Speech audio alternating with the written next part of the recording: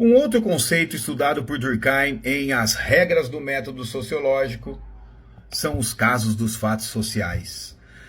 O Durkheim entende que a sociedade, assim como o nosso corpo, passa por momentos saudáveis, momentos doentios e momentos caóticos. Esses momentos, quer dizer, esses casos dos fatos sociais, o Durkheim classifica de 3 formas. A primeira forma é o fato social normal. O fato social é normal quando a sociedade está em coesão. Quer dizer que a maior parte dos membros de uma sociedade estão reproduzindo os fatos sociais. Ele dá como exemplo o crime. O crime é um fato social normal, uma vez que existe em qualquer sociedade, porém, para que ele seja normal, é preciso que as taxas de criminalidade estejam sob controle.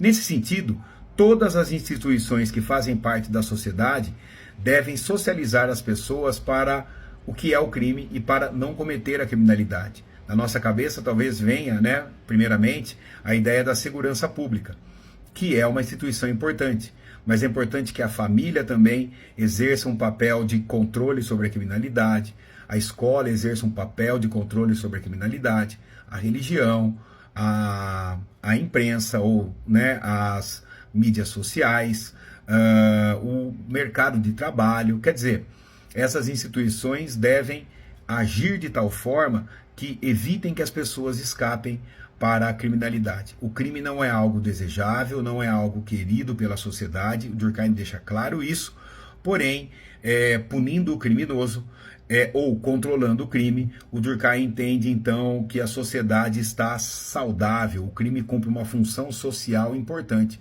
que é mostrar o quanto a sociedade está em coesão. O segundo caso é o caso patológico. O caso patológico significa que a sociedade está doente para Durkheim.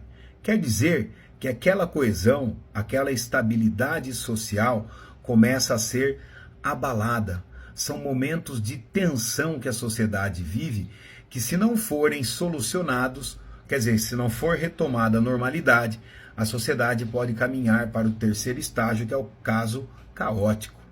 Bom, nesse caso, o caso patológico, por exemplo, nós podemos perceber que em algumas regiões das cidades que nós moramos, existe um controle pouco eficiente da segurança pública, das famílias, da igreja, das escolas, do mercado de trabalho, fazendo desses lugares, por exemplo, uns lugares em que a criminalidade tende a ser mais alta que o restante de outras áreas onde essas instituições têm mais eficácia.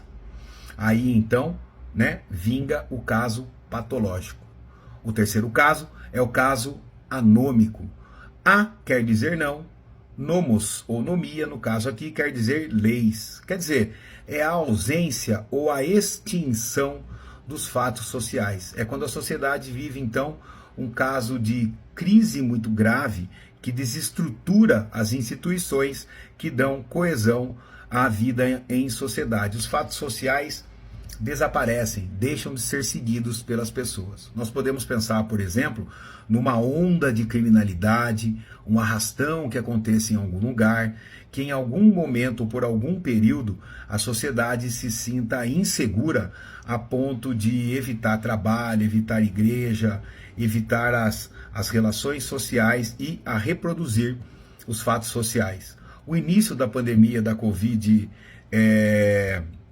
da pandemia de Covid, pode ser visto como um momento de anomia. As pessoas ficaram muito apreensivas, os indivíduos deixaram, por exemplo, de seguir regras de saúde, regras econômicas, regras de trabalho, regras familiares e religiosas, em função de um medo, de uma apreensão, de uma situação radicalmente nova vivida por essa geração.